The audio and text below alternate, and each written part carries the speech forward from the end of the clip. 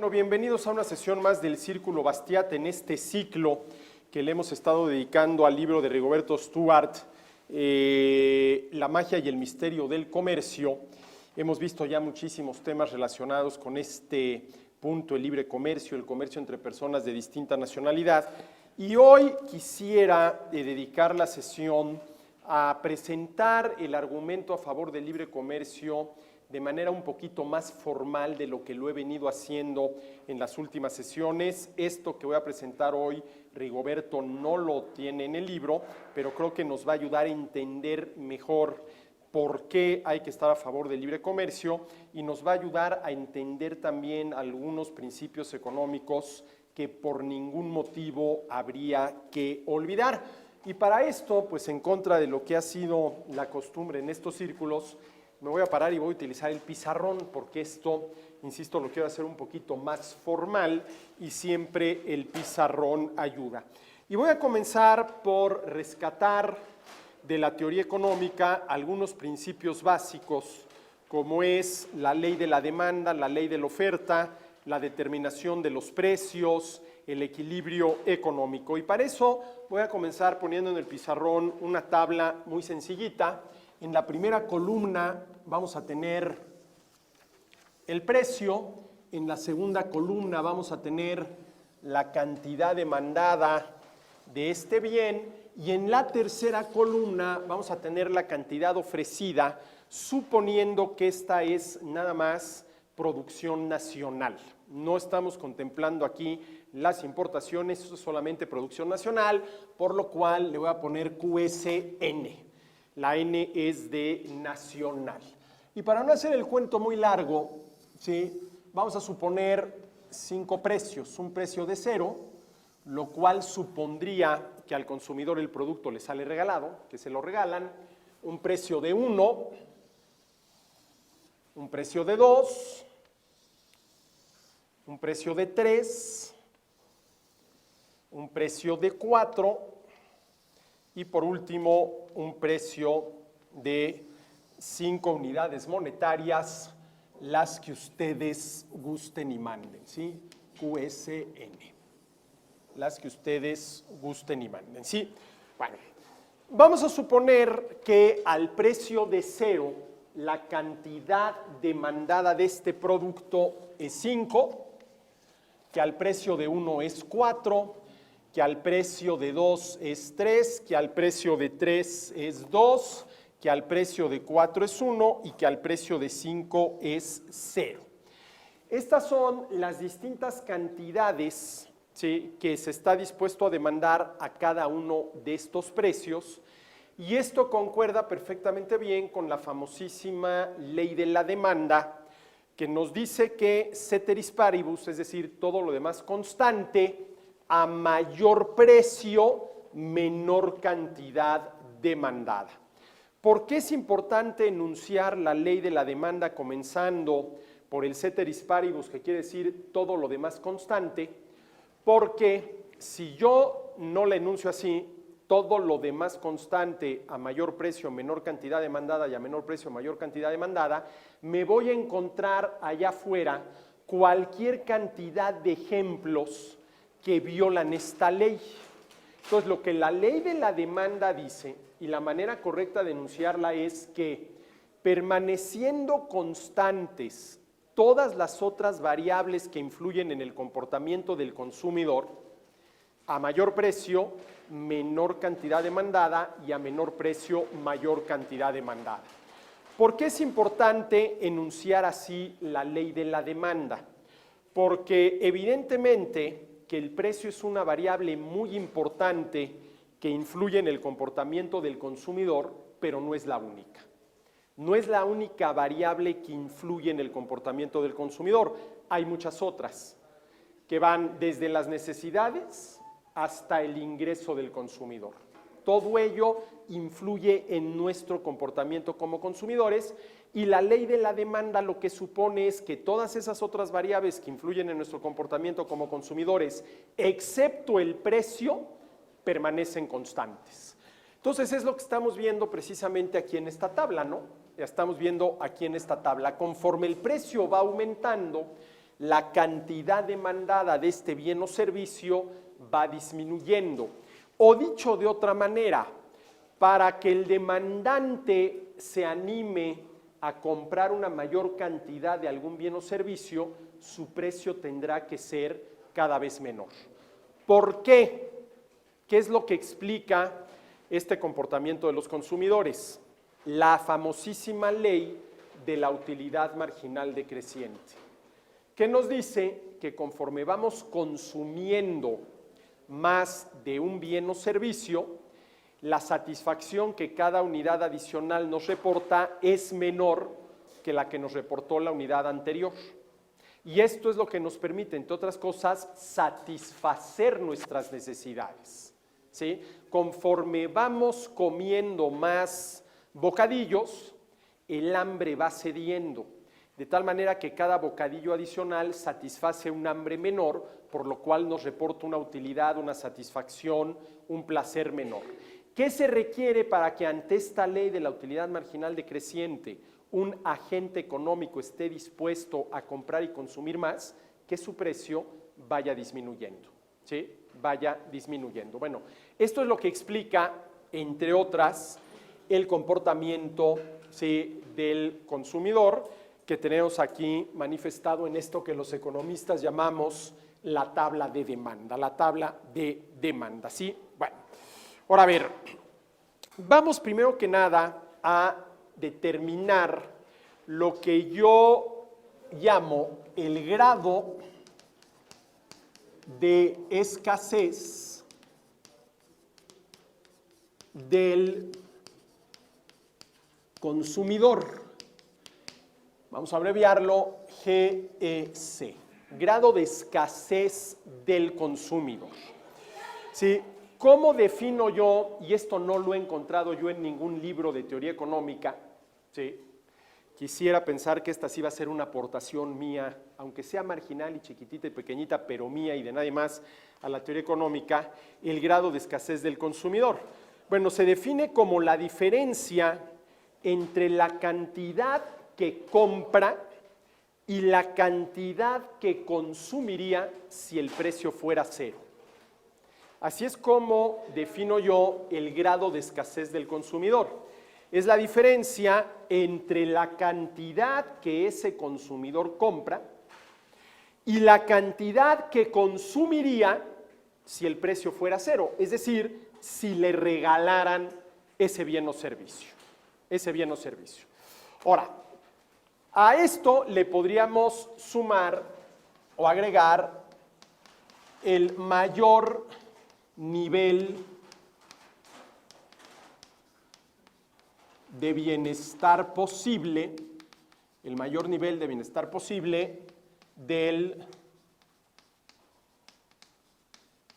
consumidor, el mayor nivel de bienestar posible del consumidor.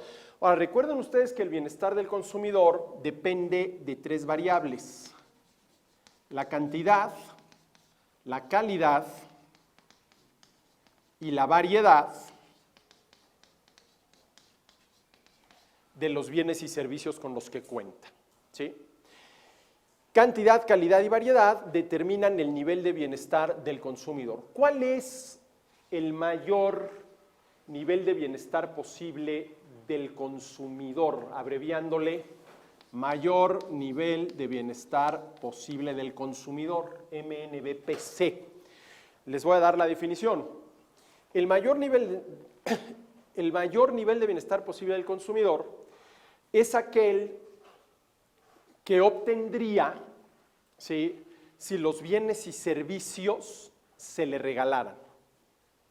Es decir, tiene que ver con la cantidad máxima que de un bien o servicio está dispuesto a consumir ese agente económico, ¿sí? Y esa cantidad máxima, pues evidentemente sería la que corresponde a un precio de cero, ¿no? A un precio de cero. Ahora, la pregunta sería la siguiente: a ver, ¿por qué si en vez de tener que pagar por los bienes y servicios nos los regalan, no estaríamos dispuestos a aceptar una cantidad infinita de los mismos? Nos los están regalando, no tenemos que pagar por ellos. Bueno, porque ahí vuelve a aparecer la ley de la utilidad marginal decreciente, ¿no?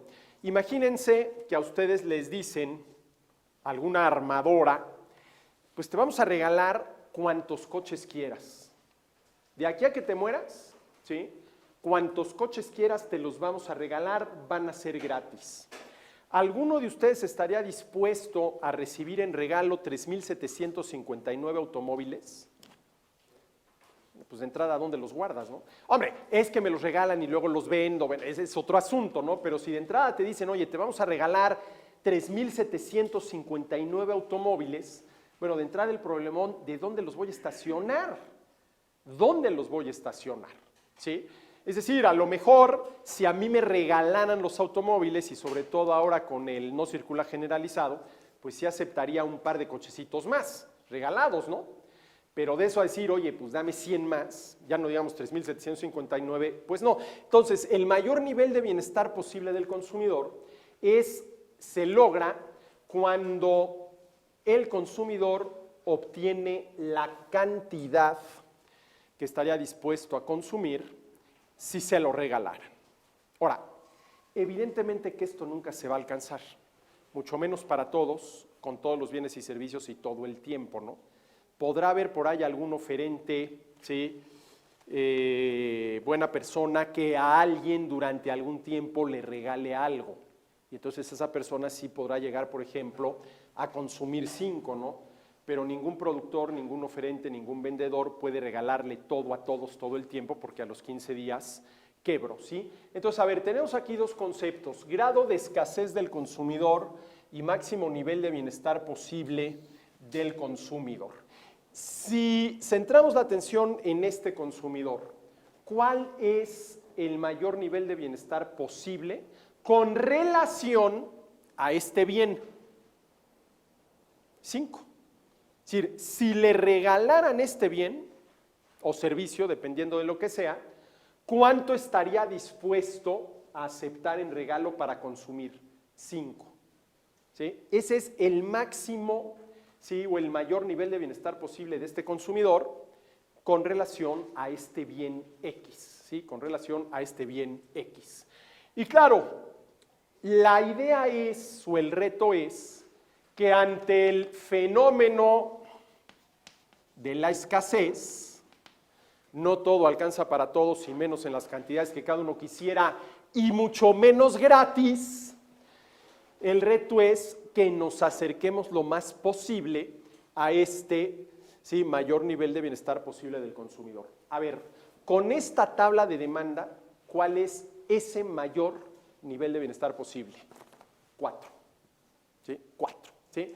Ahora, a ver, vamos a introducir los datos por el lado de la oferta.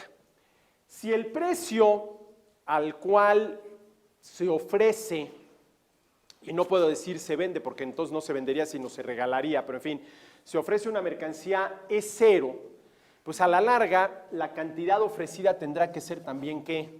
0. Yo no digo que algún productor, algún oferente, algún vendedor no pueda regalar su producto de vez en cuando, pero ningún productor, ningún oferente, ningún vendedor puede regalarle todo a todos todo el tiempo porque a los 15 días quebró, entonces es 0. Vamos a suponer que al precio de 1, ¿sí? La cantidad ofrecida también es 0. ¿Por qué? Hombre, entendemos que al precio de 0 la cantidad ofrecida sea 0, pero ¿por qué al precio de 1 también podría ser 0? Pues muy sencillo, si este precio no es suficiente para cubrir el costo de producción, no se va a producir ese bien o servicio, ¿sí? Y vamos a suponer que a un precio de 2 la cantidad ofrecida es 1, a un precio de 3 es 2, a un precio de 4 es 3 y a un precio de 5 es 4, ¿sí? A partir de un precio de 2, a este productor nacional, ¿sí? Ya le salen las cuentas y decide producir y ofrecer. Bueno, ya tenemos la tabla de demanda, la tabla de oferta, ya tenemos, vamos a decirlo así, al mercado, en el entendido de que el mercado es la relación de intercambio entre compradores y vendedores, ahí está. Y ahora la pregunta es, ¿cuál es el precio de equilibrio? Bueno, clarísimamente 3. El precio de equilibrio es aquel al que la cantidad demandada resulta igual a la cantidad ofrecida.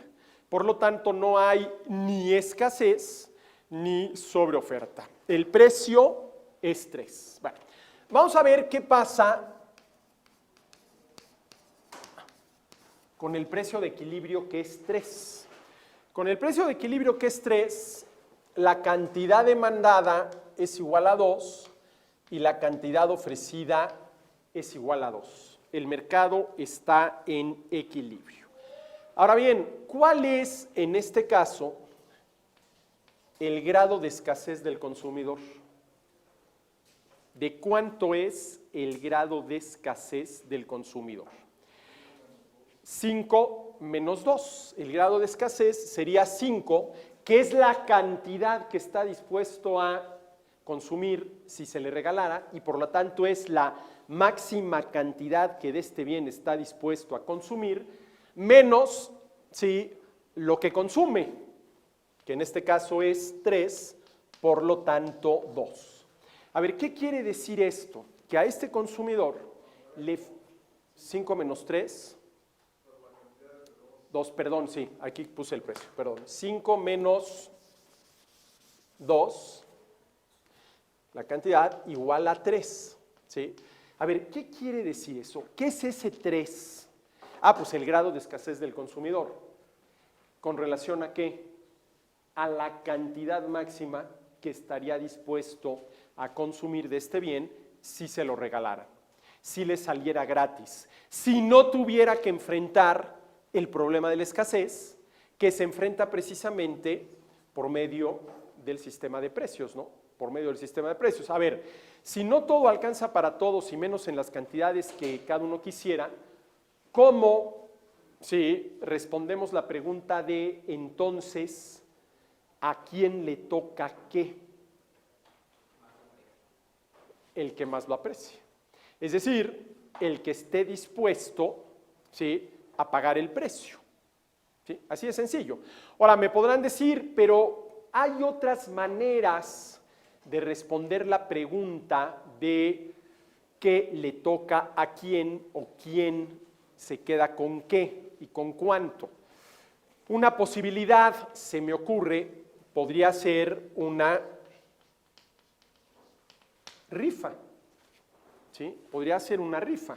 Vamos a suponer que la única pluma que hay ahorita en este salón es esta, su cantidad ofrecida es 1 y todos ustedes quieren la pluma y la cantidad ofrecida es 4, 7, 11, 13. Tenemos un problema de escasez. ¿Cómo podríamos resolver ese problema? Pues armando una rifa. A ver, todos ustedes pongan su nombre en un papelito, doblamos los papelitos, lo metemos a una urna, movemos la urna y alguien saque el papelito y aquel cuyo nombre aparezca en el papelito se queda con la pluma. Bueno, esa sería una manera de resolver el problema de la escasez. Otra podría ser, dado que estamos en una universidad y ante estudiantes, por méritos académicos, saber quién de ustedes tiene el mejor promedio. Pues tú, pues a ti, por ser el estudiante más aplicado, el de mejor promedio, te toca la pluma. ¿Sí? Otra podría ser, se me ocurre el nombre, por compadrazgo, ¿no? La pluma se la voy a dar a aquel de ustedes que mejor me cae. Y entonces te la doy a ti, por simple compadrazgo, ¿no? ¿Sí? Porque tú eres el que mejor me cae, ¿no? Nada más que ahí hay un problema. Si recurrimos a la rifa, a los méritos o a esto que yo llamo el compadrazgo, alguno de ustedes se va a quedar con la pluma. Eso está clarísimo. ¿Y yo con qué me voy a quedar? Pues con nada. Porque en cualquiera de estos casos, supone que yo les entrego a ustedes la pluma y ustedes no me dan a mí absolutamente nada a cambio.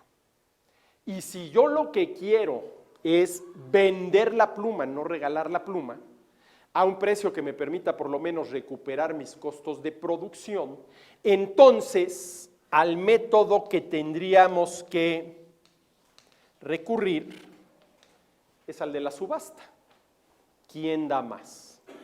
Y empezamos por un precio de 5 pesos, al precio de 5 pesos todos ustedes levantan la mano, conforme el precio va aumentando, ¿sí? Algunos de ustedes van dejando de levantar la mano hasta que al final de cuentas quede uno solo de ustedes que aprecie la pluma a tal grado que esté dispuesto a pagar ese precio, ¿sí?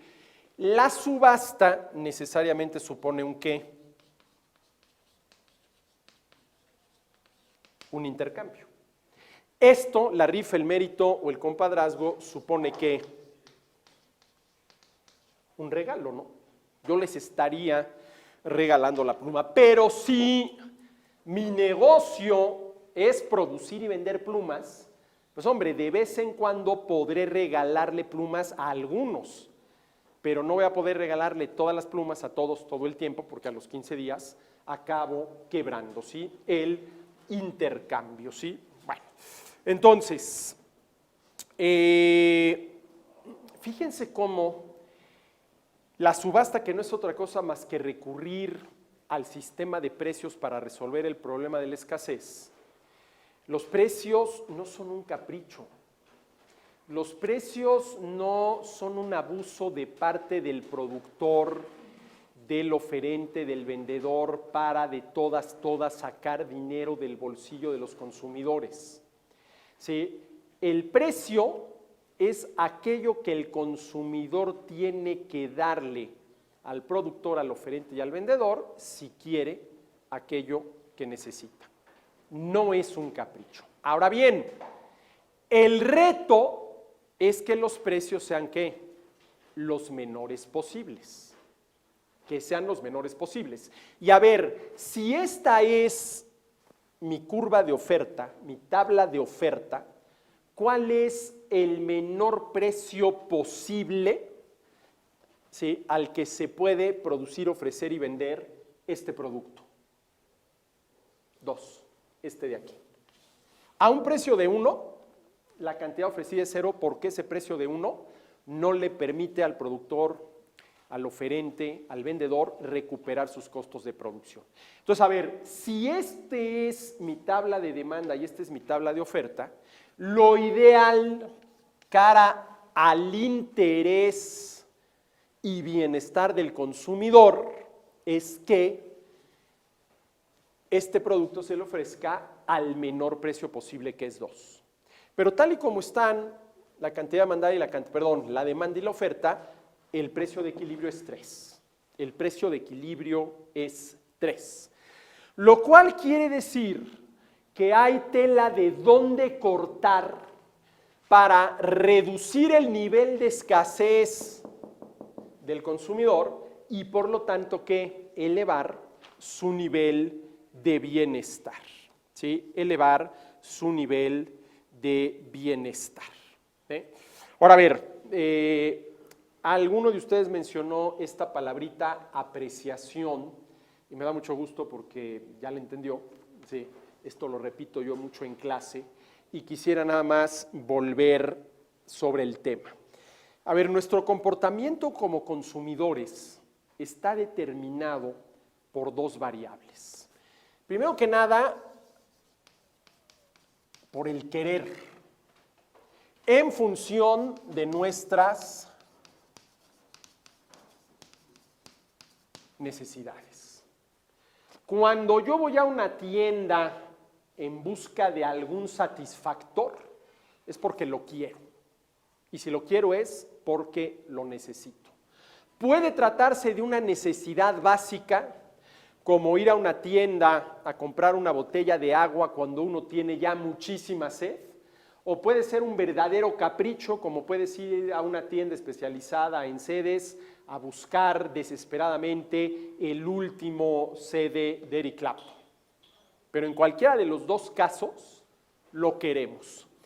Pero en el mercado lo que se quiere no es suficiente. En el mercado lo que necesitamos y lo que queremos no es suficiente, ¿sí? El segundo elemento es el poder. A ver, de acuerdo, ¿quieres esto? ¿Puedes comprarlo? ¿Tienes dinero para pagar el precio al cual el vendedor está dispuesto a dártelo, sí o no. Y este poder, pues no es otro más que poder adquisitivo, ¿sí? Y estos dos elementos, el querer y el poder, integran lo que yo llamo la apreciación del consumidor. Miren, ¿por qué es importante tener esto muy claro? Porque en los libros, en las clases, cuando se escribe de estos temas, a esto que es el querer y la necesidad, se le llama ¿qué? Valoración. ¿Sí? Valoración. Uno valora aquello que necesita. ¿Sí? Uno valora aquello que quiere. Y la mejor muestra de ello es que si lo necesito y lo quiero, voy a actuar para por lo menos intentar conseguirlo. ¿Sí? Yo considero que eso que necesito, que eso que quiero es un bien y por lo tanto el bien nos mueve a actuar, etcétera, etcétera, etcétera. ¿Sí? Pero ¿qué sucede? Vuelvo a lo mismo, está bien, lo necesitas, por lo tanto lo quieres, lo valoras. ¿Sí? Uno paga por un bien o servicio única y exclusivamente en función de su valoración o también en función del poder adquisitivo con el que contamos. Pues también del poder adquisitivo con el que contamos, ¿no? Sí, por ejemplo, se dice, a ver, las 3 preguntas típicas que integran el problema económico. ¿Qué producir? ¿Cómo producirlo? ¿Y para quién producirlo? ¿Sí? ¿Qué producir? ¿Cuál es la respuesta general? Lo que la mayoría de los libros de texto señalan, a lo que los consumidores valoren más. Pues no. La respuesta correcta es lo que los consumidores aprecien más. Porque no basta nada más con lo que el consumidor necesita y por lo tanto quiere. Insisto, en el mercado, las necesidades y por lo tanto lo que queremos es una condición necesaria para que se dé el intercambio, pero no es que suficiente. Porque si no tienes poder adquisitivo, pues hombre, con la pena de que por más que lo necesites, por más que lo quieras, por más que lo valores, simple y sencillamente no lo vas a conseguir. Entonces, aquí lo que importante es este concepto de la apreciación. ¿Qué producir? Aquello que los consumidores aprecien y aprecien más. Esa es la respuesta general. ¿Cómo producirlo? Pues al menor costo de producción posible, con la mayor productividad posible. ¿Para quién? Pues para quien esté dispuesto a comprar a ese precio eso que se le está ofreciendo, ¿sí? Bueno, entonces a ver, con estos datos y con este precio de equilibrio, ¿sí? El grado de escasez del consumidor es de 3. Es decir, dispone de 2 unidades, las que compra, las que paga, ¿sí? Pero si se las regalaran, estaría dispuesto a consumir hasta 5. Estaría dispuesto a consumir hasta 5. Por lo tanto, enfrenta un determinado grado de, ¿cómo le puse yo? De escasez, ¿sí? Un grado de escasez del consumidor. ¿Qué es lo ideal? ¿Sí?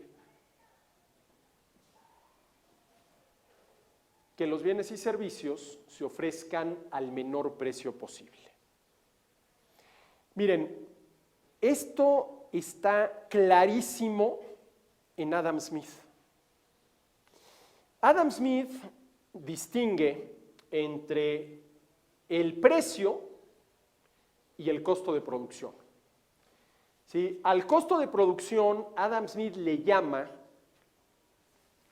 precio natural. Y ahí hay una confusión porque yo creo que a los costos hay que llamarles costos y a los precios precios, ¿no? Pero en fin, cuando Adam Smith en La riqueza de las naciones habla del precio natural, se refiere al costo de producción.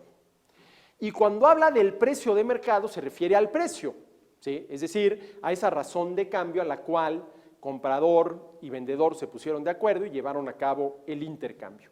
¿Y qué dice clarísimamente Adam Smith? Lo ideal es que el precio natural, que es el costo de producción, coincida con el precio de mercado, que es el precio al cual se lleva a cabo el intercambio, ¿sí? Es decir, Dicho de manera más sencilla, y no es que yo pretenda enmendarle la página, ni mucho menos a Adam Smith, pero dicho de manera más sencilla y más entendible, lo ideal es que el precio sea el menor posible. Y el menor precio posible es aquel que coincide con el costo de producción, que en este caso sería 2, ¿sí? Sería 2. Bueno, entonces, a ver, tenemos este punto de partida, ¿sí? Y esta es la cantidad ofrecida por un productor nacional. Tenemos una economía cerrada, no hay comercio exterior, estos consumidores nacionales no pueden comprarle a algún productor extranjero porque las importaciones están prohibidas, no hay manera de contrabandear el producto porque el gobierno es muy eficaz en hacer valer las medidas proteccionistas y ni modo, si el consumidor nacional tiene que conformarse con comprar a 3, obtener 2 unidades y enfrentar un grado de escasez igual a 3. ¿Sí? Bueno, ¿qué pasa? Y voy a borrar esto de acá. Si el gobierno decide abrir las fronteras, desmantelar toda la parafernalia proteccionista y permitir las importaciones. Bueno, aquí vamos a suponer que la demanda queda igual, ¿sí? Que la demanda queda igual, ¿no? Entonces vamos a ver. De este lado de la línea es antes de la apertura comercial, de este lado de la línea es después de la apertura comercial y vamos a poner primero la misma tabla de demanda, ¿sí? Vamos a poner primero la misma tabla de demanda con los mismos precios. 0, 5, 1, 4, 2, 3, 3, 2, 4, 1, 5, 0. ¿Sí? La demanda queda exactamente igual. Para no modificarla, no tendría por qué quedar igual, pero si empezamos a modificarlo todo, pues esto nos va a llevar, en vez de una sesión, nos va a llevar varias. Y además, para lo que quiero demostrar, no hace falta asumir algún supuesto más realista de que, como sería, por ejemplo, que la demanda cambie. Ahora vamos a considerar la cantidad ofrecida por un competidor extranjero. Ya no es el nacional. Y vamos a suponer que de entrada el productor extranjero, con sus importaciones, desplazó del mercado, desapareció del mercado al productor nacional. Lo desapareció. ¿Sí? El productor y oferente extranjero es tan productivo y tan competitivo que el productor nacional no tuvo manera de defenderse y lo desplazó del mercado. Y vamos a suponer que esta es la tabla de oferta, ¿sí?, del oferente extranjero. A un precio de 0, ofrece 0. ¿Sí? Es un empresario, su objetivo es generar utilidades, por lo tanto no puede regalar el producto. ¿Sí? A un precio de 1 es capaz de producir, de ofrecer 4. Ahí está ya la diferencia. A ver, aquí el productor nacional a un precio de 1 no recuperaba sus costos de producción. Aquí ya lo recupera. ¿Sí? Este es el extranjero. Y aquí nos vamos, 4, 3, 2, 1, 0. ¿Sí? Perdón, espérame. 0, 4. Es que oferta, no demanda. 0, 4, 6, 8, 10, 12. ¿Sí? Esta es la curva de oferta del extranjero. Esta es la curva de oferta del extranjero. Ahora, a ver, señores, ¿por qué es realista? No es un supuesto ilógico, es bastante realista suponer una tabla de oferta mucho más productiva y competitiva que esta de acá. Porque, a ver, ¿cuál es el objetivo de la apertura comercial?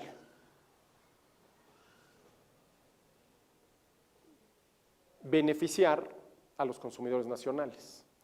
¿Y cuál es una manera de beneficiándolos? ¿Sí? Ofreciéndole lo que necesitan de entrada a menor precio, porque en la medida en que se les ofrezca menor precio, la cantidad de la cual van a poder disponer va a ser mayor y su nivel de bienestar aumenta dado que su nivel de escasez disminuye, ¿no? Entonces, aquí lo que estoy suponiendo es que este productor extranjero es más productivo y por lo tanto más competitivo que el productor nacional, ¿sí? Más productivo y más competitivo que el productor nacional. Ahora, a ver, señores, si esto es, ¿sí?, la nueva tabla de oferta, primero que nada, ¿cuál va a ser aquí el precio de equilibrio? 1. Recuerden, el precio de equilibrio es aquel al que se iguala la cantidad ofrecida con la cantidad demandada. El precio de equilibrio es un peso, la cantidad demandada es 4, la cantidad ofrecida es 4. ¿Cuál es, en este caso, el grado de escasez del consumidor? 5 menos 4, 1. ¿Sí? Y este es el mínimo grado de escasez que se puede conseguir. Es decir, el consumidor está ¿en qué? En las mejores condiciones posibles, porque su grado de escasez pasó de ser 3 a ser 1. ¿Sí? A ver, ¿dónde estuvo el cambio? Aquí lo importante es dónde estuvo el cambio. Las dos tablas de demanda, en aquella gráfica y en esta, son exactamente las mismas. O sea, no hubo un cambio por el lado de la demanda, porque me dijeras, oye, cambió la demanda porque de pronto se sacaron la lotería y sus ingresos se incrementaron sustancialmente. No. Suponemos que por el lado de la demanda no hubo ningún cambio. Esta tabla de demanda es exactamente igual a esta otra. El cambio se dio por el lado de la oferta. ¿Y cuál fue el cambio? Pues que aquí sí teníamos un esquema proteccionista. Todo esquema proteccionista es también mercantilista, a favor del interés de los productores nacionales de cobrar un precio mayor del que podrían cobrar si tuvieran la competencia de las importaciones. Y de este lado estamos en un esquema librecambista, ¿sí? Fíjense lo que pasó aquí, ¿sí? Lo que pasó aquí, simple y sencillamente, ¿sí?, el consumidor logra el mínimo grado de escasez posible y por lo tanto, ¿qué? El mayor nivel de bienestar posible, ¿sí? Con relación, ojo, al consumo de esta mercancía, ¿sí? Y fíjense que esto es interesante porque en la gran mayoría de los casos, ¿sí?, podremos alcanzar nuestro máximo nivel de bienestar con relación a algunos bienes y servicios. Y puede ser que no lo alcancemos con relación a otros. A ver, déjenme hacerles la pregunta y perdón que la refiera a mí. A ver, ¿ustedes creen que en lo que se refiere al consumo de agua para beber, ¿sí?, yo alcanzo mi máximo nivel de bienestar posible? Sí. La verdad es que sí. ¿Sí? ¿Ustedes creen que en cuanto a mis necesidades, gustos, deseos de viajar, alcanzo mi máximo nivel de bienestar posible? No. A ver, yo quisiera beber más agua de la que bebo, ¿no? ¿Eso qué quiere decir? Que estoy satisfecho. Que cuando me da sed puedo disponer de la cantidad de agua que necesito para satisfacer, no definitivamente, pero sí totalmente, esa necesidad. ¿Sí? Pero si ustedes me preguntan, oye, ¿tú quisieras viajar más de lo que viajas? Pues claro que sí. Claro que sí. Es decir, yo enfrento un mayor nivel de escasez en lo relacionado con viajes, ¿sí?, que en lo relacionado con el consumo de agua. Es más, con el consumo de agua para fines de bebida, ¿sí?, yo no enfrento ninguna escasez. Ninguna escasez. ¿Sí? Ahora, esto que acabo de decir plantea una cuestión muy interesante. Si lo que yo les acabo de decir es que yo, con relación al consumo de agua para beber, para quitarme la sed, no enfrento ningún grado de escasez, quiere decir que sí logro que este 5. Y evidentemente el precio no es ¿qué? No es 0. Yo por toda el agua que me bebo, pago. Y ese sería un caso interesante, ¿no? Ese sería un caso interesante, ¿sí? Pero bueno, en fin. En cambio, si de mi consumo de agua pasamos a mi consumo de viajes a Europa, pues evidentemente que esto aparece, ¿no? Esto sí aparece, ¿no? ¿Sí? Bueno, ¿qué quiere decir esto? Si a mí me regalaran el agua, ¿consumiría más agua de la que consumo? No. Si me regalaran los viajes, ¿viajaría más de lo que viajo? Sí. Eso es interesante, ¿no? Ahora, fíjense, ¿qué es más fácil? ¿Reducir los niveles de escasez con relación a bienes y servicios básicos como es el agua, o a bienes y servicios que tienen que ver más con gustos, con deseos y caprichos, pero en los cuales no está involucrada alguna necesidad básica? ¿Qué es más fácil, satisfacer la sed o irse de viaje a Europa? Satisfacer la sed, ¿sí? Satisfacer la sed. Afortunadamente, ¿no? Porque es una necesidad básica, Bueno, pero entonces, aquí estamos viendo cuál es el efecto, ¿sí?, del libre comercio, ¿sí? Ahora, a ver, señores, ¿qué se requiere para que el precio sea el menor posible? A ver, para que el precio sea el menor posible, lo que se requiere es que en todos los sectores de la actividad económica y en todos los mercados de la economía se dé la mayor competencia posible. Eso es lo que se requiere. Oye, pero ¿no requeriríamos también una, como tenemos en México, ley federal de competencia económica y una COFESE, que es la Comisión Federal de Competencia, que tiene que vigilar que se cumpla con la ley y que no se lleven a cabo prácticas monopólicas, tanto absolutas como relativas, etcétera, etcétera? Bueno, vamos a suponer que sí, que convendría tener una ley federal de competencia económica y una comisión federal de competencia encargada de vigilar que se respete la ley y que no se incurra no tanto en monopolios, sino en prácticas monopólicas, tanto absolutas como relativas, lo que ustedes gusten y manden. Pero si tú tienes todo eso, una ley federal de competencia, una comisión encargada de que se cumpla la ley, pero el gobierno no permite que todo aquel nacional o extranjero, y lo digo así porque lo que importa es el grado de competencia, no la nacionalidad de los competidores, que quiera participar, por ejemplo, produciendo, ¿sí?, en un sector de la actividad económica u ofreciendo en algún mercado, importando mercancías de otro lugar, lo pueda hacer, en ese país no hay la mayor competencia posible. Ahí hay sectores de la actividad económica y mercados de la economía, ¿sí?, en los cuales el gobierno no permite que todo aquel que quiera y pueda bajo su propio riesgo participe, ¿sí?, participe. Esto es lo que se necesita, ¿no?, de entrada, ¿sí?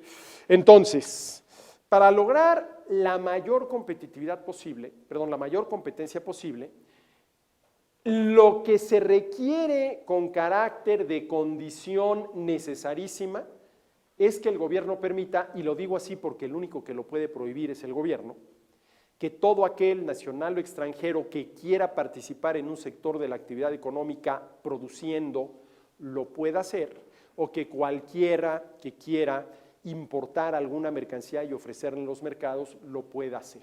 Eso sí, todos, nacionales y extranjeros, en igualdad de ¿qué? De condiciones, ¿sí? Las mismas reglas para todos, los mismos impuestos para todos, sin ninguna especie de privilegio. Bueno, entonces, a ver, ya tenemos esto aquí. ¿Sí? Ya tenemos esto aquí, ¿sí? ¿Hasta ahí estamos? ¿Sí?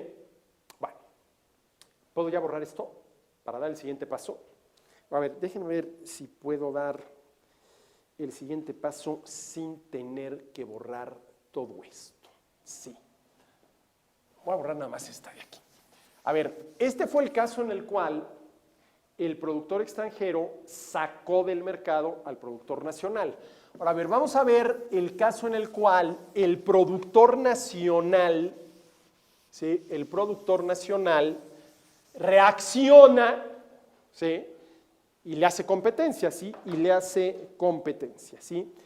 Y vamos a suponer, aquí las posibilidades son muchas, que el productor nacional reacciona, se vuelve más productivo, más competitivo, le hace la competencia al productor extranjero, ¿sí?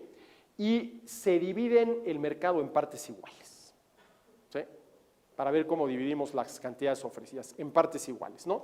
Entonces, a ver, aquí vamos a tener la cantidad ofrecida del productor nacional, aquí la cantidad ofrecida del productor extranjero y aquí la cantidad ofrecida total, ¿sí? Que sería la suma de lo que ofrece el productor nacional más las importaciones.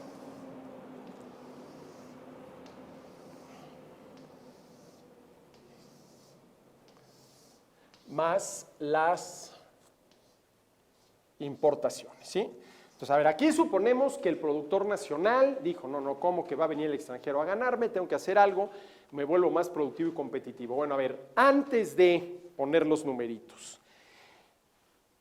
es muy importante entender la diferencia entre productividad y competitividad y entender la relación que se establece entre las dos.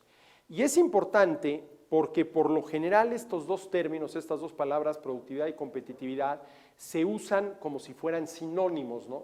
Es que hay que aumentar la competitividad y en realidad lo que se están refiriendo es a la productividad, o hay que aumentar la productividad y en realidad se está refiriendo a la competitividad. Son dos términos distintos, obviamente relacionados porque la competitividad depende de la productividad. Y a su vez, la competitividad habría que entenderla como la competitividad de un país y la competitividad de las empresas que operan en ese país. Entonces, creo que estas diferencias hay que tenerlas claras y vamos a dedicarle unos minutos a ello. A ver, yo defino la productividad como la capacidad para hacer más con menos. La productividad es la capacidad para hacer más con menos o de perdida hacer lo mismo con menos. Dicho de otra manera, como la capacidad para reducir costos de producción. ¿Sí? La capacidad para reducir costos de producción. Y la competitividad, yo la defino como la capacidad para, en términos, y obviamente estoy refiriendo al ámbito de la economía, en términos de precio, calidad y servicio, hacerlo mejor que los demás. Y los demás, pues necesariamente son mis competidores. Entonces, la productividad es la capacidad para hacer más con menos y la competitividad es la capacidad para hacerlo en términos de precio, calidad y servicio mejor que los demás. ¿Sí?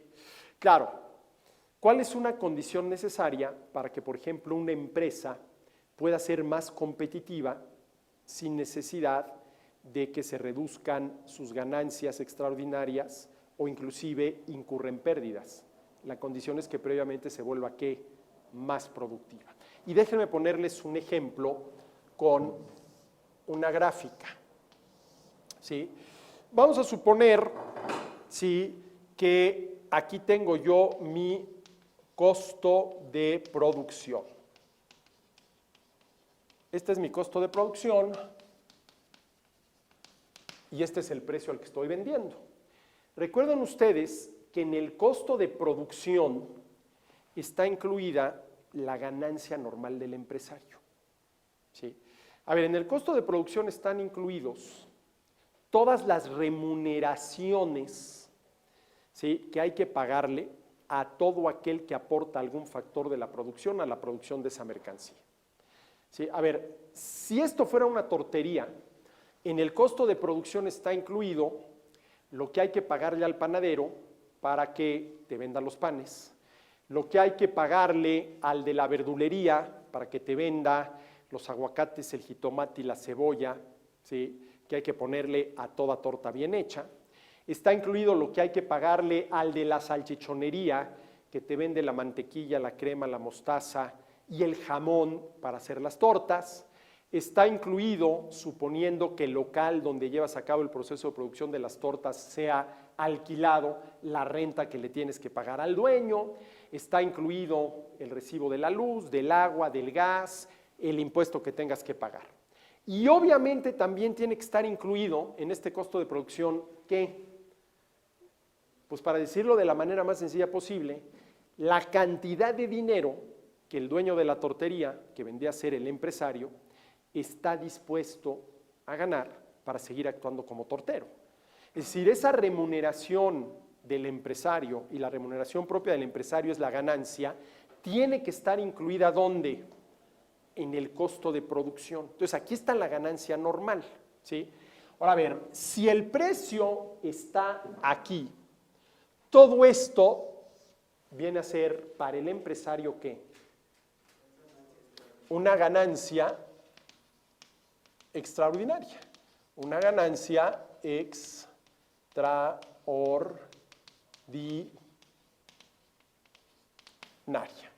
Una ganancia extraordinaria. ¿Qué diría Adam Smith? ¡Qué barbaridad! Esto es el precio de mercado, este es el precio natural. Lo ideal es que el precio de mercado coincida con el precio natural. Habría que bajar esto, habría que eliminar ¿qué? La ganancia extraordinaria.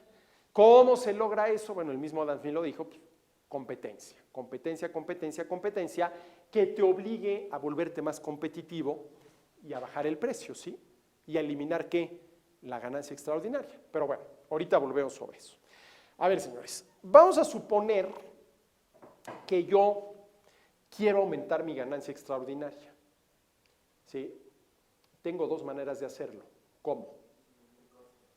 Una, disminuir costos, volverme más productivo, hacer lo mismo con menos, o la otra, ¿cuál? Aumentar precio. Alguna de estas dos o las dos me permiten aumentar mi ganancia extraordinaria, ¿sí? Me permiten aumentar mi ganancia extraordinaria, ¿sí?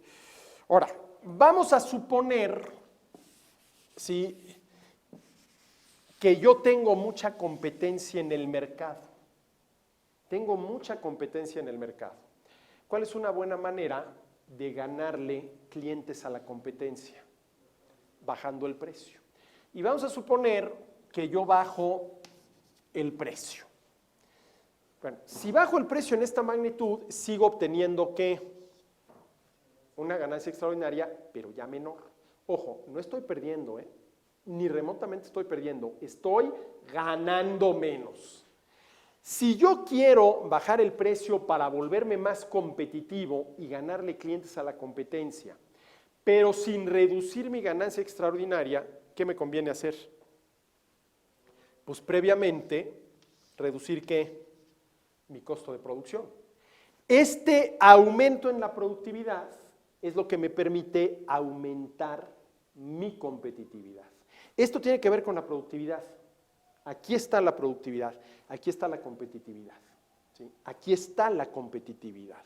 Entonces, si yo quiero mantener mi misma ganancia extraordinaria, ¿sí?, pero necesito volverme más competitivo porque necesito ganarle clientes a mis competidores, ¿sí?, para no sacrificar ganancia extraordinaria, lo primero que me conviene es ¿qué?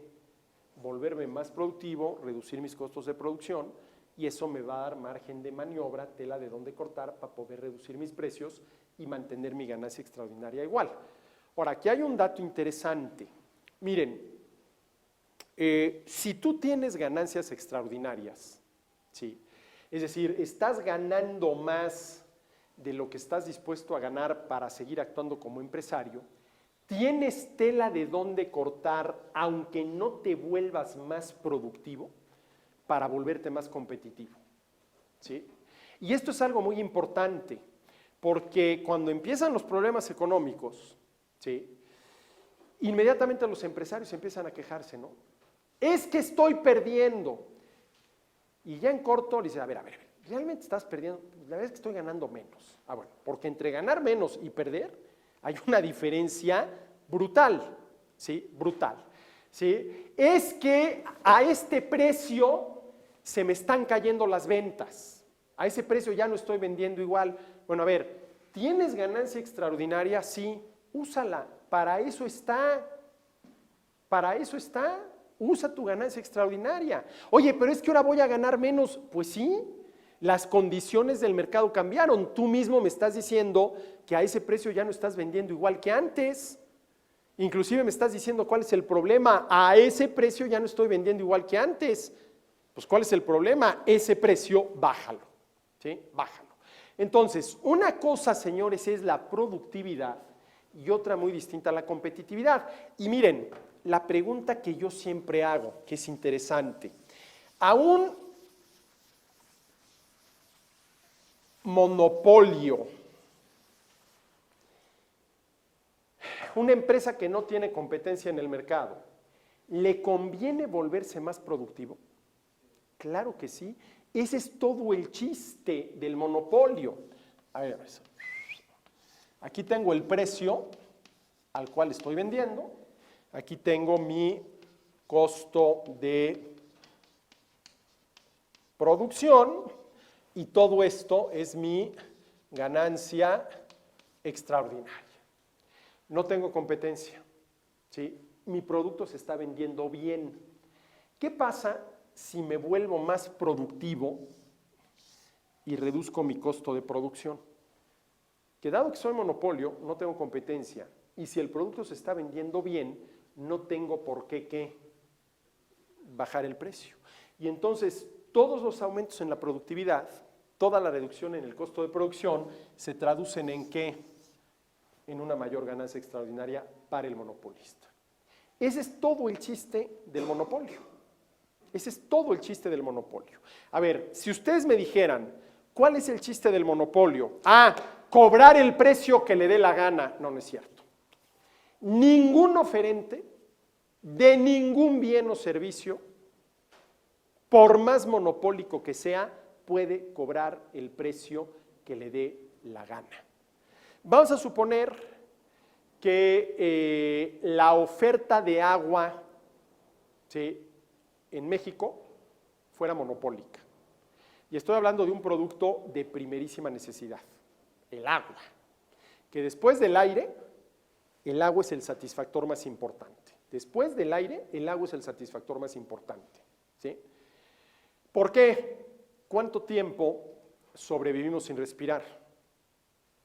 A ver, un buzo muy bien entrenado, ¿qué les gusta? 5, 10 minutos, pero no creo que más. Bueno, ¿cuál es el satisfactor más necesario de todos? El aire. ¿Cuánto tiempo podemos sobrevivir sin beber? A ver, ¿qué podemos sobrevivir más, sin beber o sin comer? Sin comer, no sin beber. O sea, primero te mueres de sed que morirte de hambre. Sí, por eso el agua es, después del aire, el satisfactor más importante.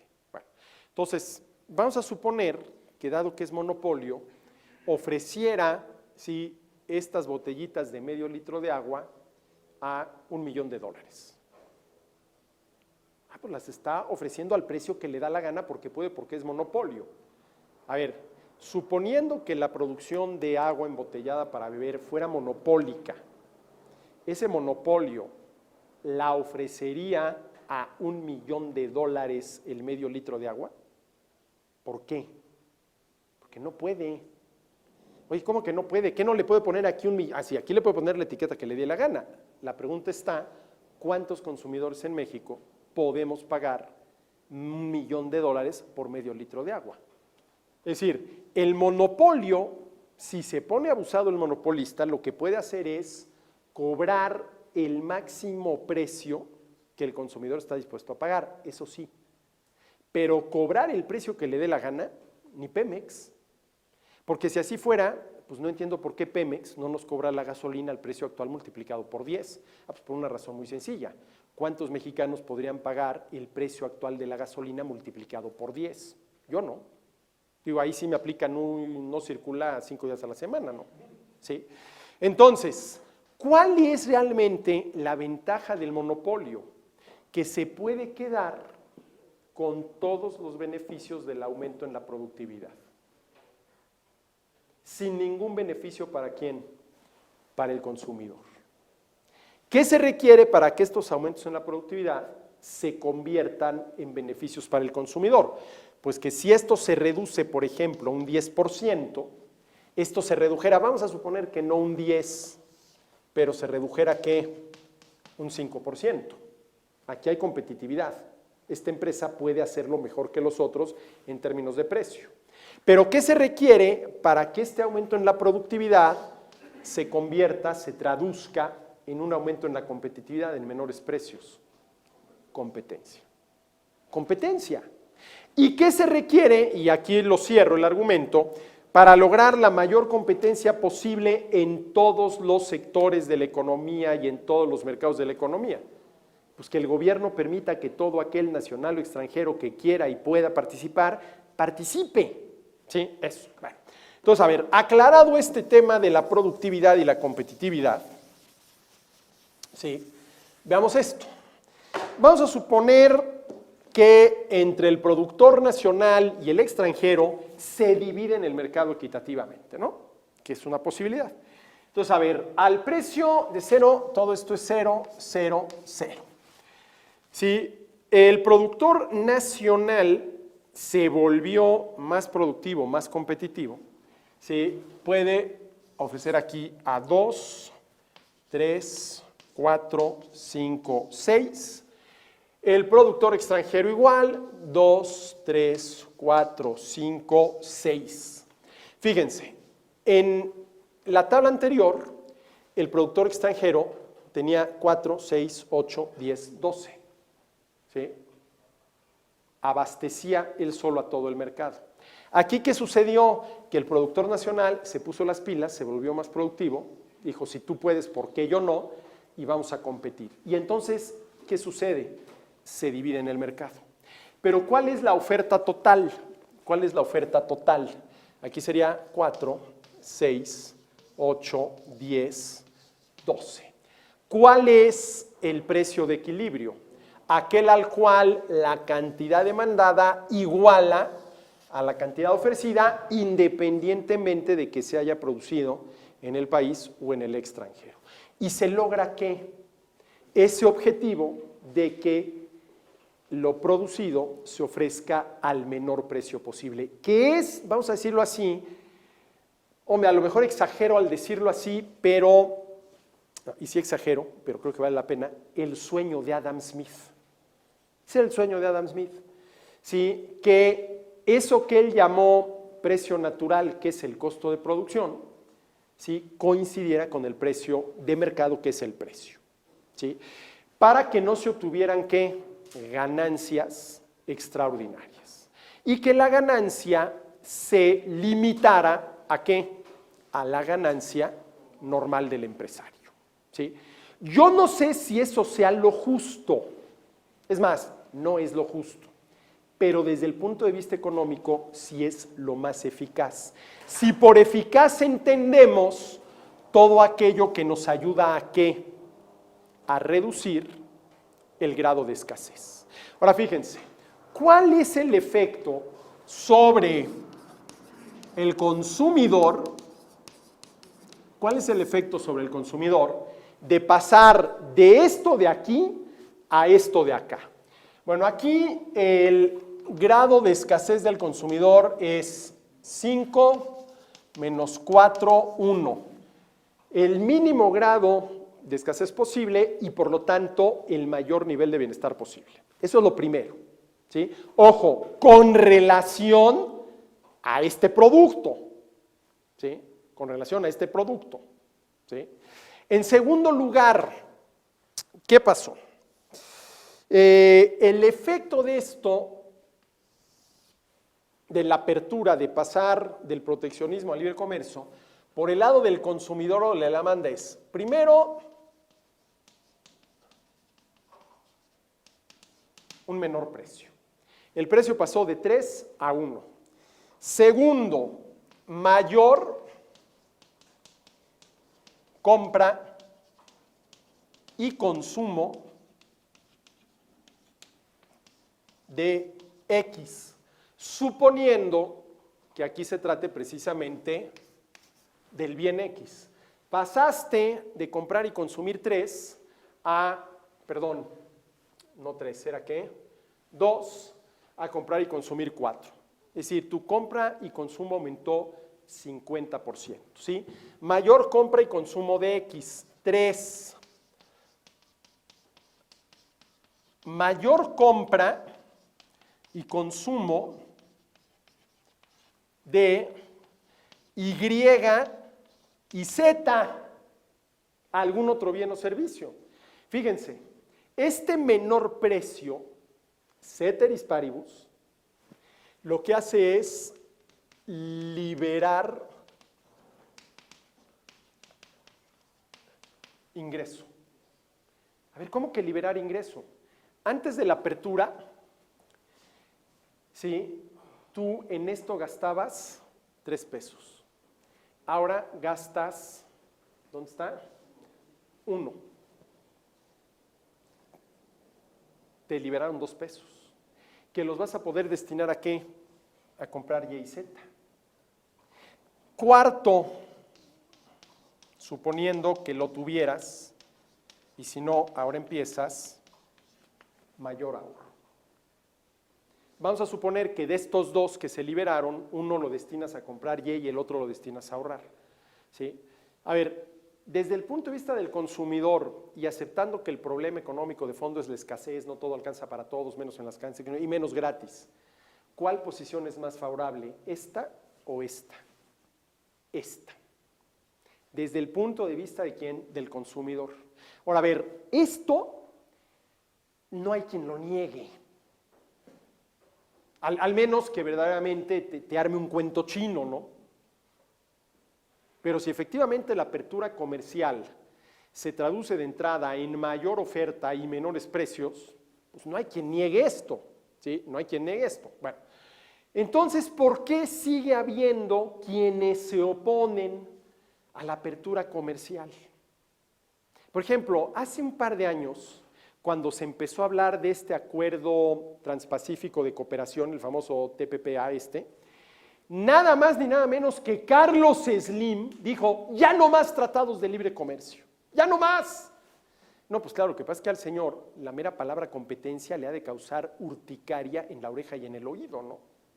Sí, pero a ver, ¿por qué no más? ¿Por qué ya no más? Ya, es más, México es uno de los países que más tratados de libre comercio tiene, pero tiene muy pocos, porque debería de tener libre comercio con absolutamente todo el mundo. Y eso para nosotros no supondría tanto que pudiéramos exportar a cualquier país, porque eso dependerá también del gobierno de los otros países, sino que el gobierno mexicano permitiera que se importara de cualquier parte del mundo, ¿sí? Entonces, ¿por qué si esto es tan claro? Menores precios, liberación de ingreso, mayor compra y consumo de X, mayor compra y consumo de Y y Z, mayor ahorro. ¿Por qué si esto es tan claro? ¿Sí? Se siguen oponiendo, ¿sí?, al libre mercado. Ah, porque aquí estás nada más considerando lo que pasa con el consumidor, lo que pasa por el lado de la demanda. Tienes que considerar también lo que pasa por el lado de la oferta con el productor nacional. Bueno, a ver, ¿qué pasa por el lado de la oferta con el productor nacional? Bueno, pues que de entrada, con la apertura, lo está sometiendo a la competencia. Y la competencia es una amenaza, lo cual es muy cierto, ¿eh? Y por eso es lo más eficaz para que los productores nacionales se pongan las pilas y se vuelvan competitivos. A ver, señores, tú eres un monopolista, ¿sí?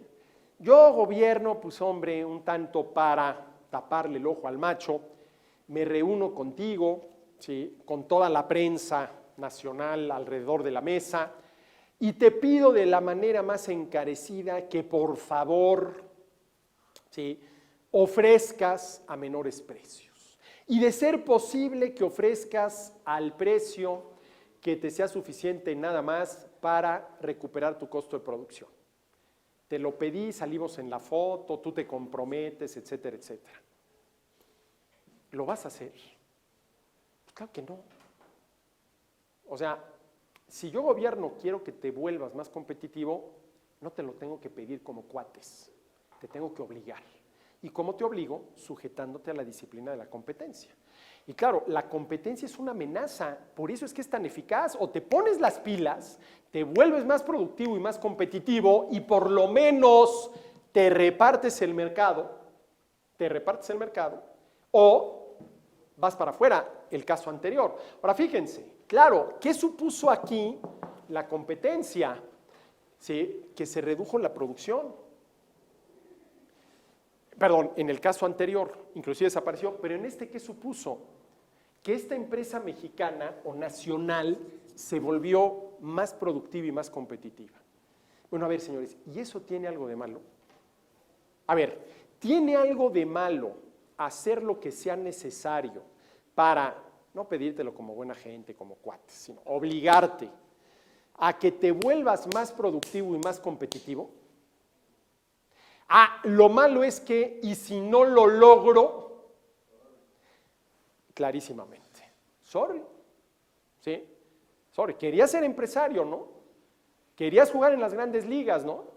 Querías ver si llegabas al primer equipo del Barcelona en España, pues hombre, si no es lo suficientemente competitivo, no lo vas a lograr, ¿no? No lo vas a lograr, ¿sí? Ahora, ¿qué pasa con las empresas que no lo logran? Quiebran. Pero a ver, ese quebrar de las empresas supone la liberación de factores de la producción, comenzando por el trabajo, que tendrán que emplearse por otros empresarios de manera más productiva y más competitiva. ¿Sí? Oye, y si eso no se logra, híjole, pues ya para que eso no se logre, sí estaría muy difícil, ¿no? Ahora, claro, para que todo eso se logre y se facilite la apertura de empresas, la creación de empleos, la generación de ingreso, pues tienes que tener un país con un gobierno honesto y eficaz, ¿sí? Con un gobierno honesto y eficaz, ¿no? La pregunta que yo siempre hago, ¿quién de ustedes estaría dispuesto a invertir $1 millón, $1.5 millones de pesos para abrir un café internet, ¿sí? En el Zócalo de Chilpancingo? Híjole, pues, a ver, ¿qué garantías hay de que el gobierno va a hacer valer mis derechos y que si llega un grupo de vándalos a querer vandalizar mi negocio, el gobierno lo impida? En una plaza comercial de Monterrey, bueno, ahí hay más seguridad que en el Zócalo de Chilpancingo, ¿no? ¿Por qué, si ustedes tuvieran $1,5 millones de pesos para invertir en un negocito, muy probablemente escogerían hacerlo en un local, en una plaza comercial en Monterrey y no en el Zócalo de Iguala? ¿Cuál sería la diferencia? Que si bien también en Nuevo León las cosas no son así que digas, wow, qué maravilla, pues parece ser que ahí el gobierno está más dispuesto a defenderte en caso de una agresión de lo que podría estarlo en el caso de Chilpancingo o Iguala, ¿no? O Iguala, ¿sí? Bueno, entonces, yo creo que aquí tenemos una buena explicación un poquito más formal con números, ¿sí? Introduciendo este concepto de grado de escasez del consumidor, mayor nivel de bienestar posible del consumidor, que nos ayudan a entender de manera, digámoslo así, más acabada por qué al final de cuentas es mejor el libre comercio que el proteccionismo. Pero más allá, y con esto termino, del tema de la eficacia, todo esto ayuda a reducir la escasez, tanto por el lado de la demanda y del consumo, como, ojo, de la producción y de la oferta. Porque, señores, a ver, no se trata nada más de reducir los grados de escasez cara al consumidor. Para lograr eso, previamente se tuvieron que haber reducido los grados de escasez por el lado de la producción y de la oferta. ¿Y qué otra cosa sino reducir los grados de escasez supone la capacidad para hacer más con menos? Por ejemplo, producir más X en menos tiempo. Bueno, ahí, ¿qué factor de la producción escasísimo estás ahorrando? El tiempo, ¿sí? Esto de la productividad y los aumentos en la productividad tienen un impacto, ¿sí?, sobre el tema de la escasez, porque la escasez empieza precisamente por los factores de la producción. Lo primero que son, a ver, ¿por qué es escaso el pan Bimbo? Pues porque es escaso la harina de trigo. El pan Bimbo se hace de trigo, bueno, este que yo estoy mencionando sí se hace de trigo. ¿Y por qué es escasa la harina de trigo? Pues porque es escaso el trigo. Y así nos vamos, ¿no? En el origen fue ¿qué? La escasez, ¿no? La escasez. Y si hay escasez en bienes y servicios de consumo final, es porque de entrada hay escasez en factores de la producción. ¿Y cómo le haces para sacarle el mayor jugo posible, ¿sí?, al uso de los factores de la producción? Con productividad. Si tú X lo puedes hacer en 2 horas y lo haces en 4, estás actuando de manera antieconómica. Estás utilizando más tiempo del que podrías utilizar, ¿no? Y bueno, señores, más allá, y ahora sí con esto termino, del tema, digámoslo así, de la eficacia económica, es más eficaz esto que aquello para reducir los niveles de escasez y elevar el nivel de bienestar de la gente, está algo que a mí me importa mucho, el tema ético que tiene que ver con el tema de la justicia y que a mí me gusta plantearlo en estos términos. ¿Quién demonios es el gobierno para prohibirme comprar lo que me dé la gana, donde me dé la gana? ¿A quién perjudico, ¿sí?, si en vez de comprarle a un mexicano, le compro a un chino? ¡Ah, al mexicano! Bueno, a ver, entiendo en qué sentido lo estaría perjudicando, ¿no? Pero yo tengo la obligación de beneficiar al productor mexicano frente al productor chino, porque si yo tuviera la obligación como mexicano de beneficiar al productor mexicano frente al consumidor chino, el productor mexicano tendría el derecho de que yo lo beneficiara comprándole nada más a él. Y eso sí ya sería llevar el tema de los derechos, ¿sí?, más allá de los límites razonables, ¿no? Porque de que el productor nacional tenga el interés de que se le compre lo más posible, pues ese es el interés de cualquier vendedor. De eso a decir, tiene el derecho de vender lo más posible, hay un gran tramo, ¿no? Porque si el productor nacional, el oferente nacional, el vendedor nacional tuviera el derecho de vender lo más posible, ese derecho tendría como contrapartida la obligación de todos nosotros de comprarle lo más posible, y ahí sí que no, y ahí sí que no. Pues bueno, señores, yo les agradezco mucho esto.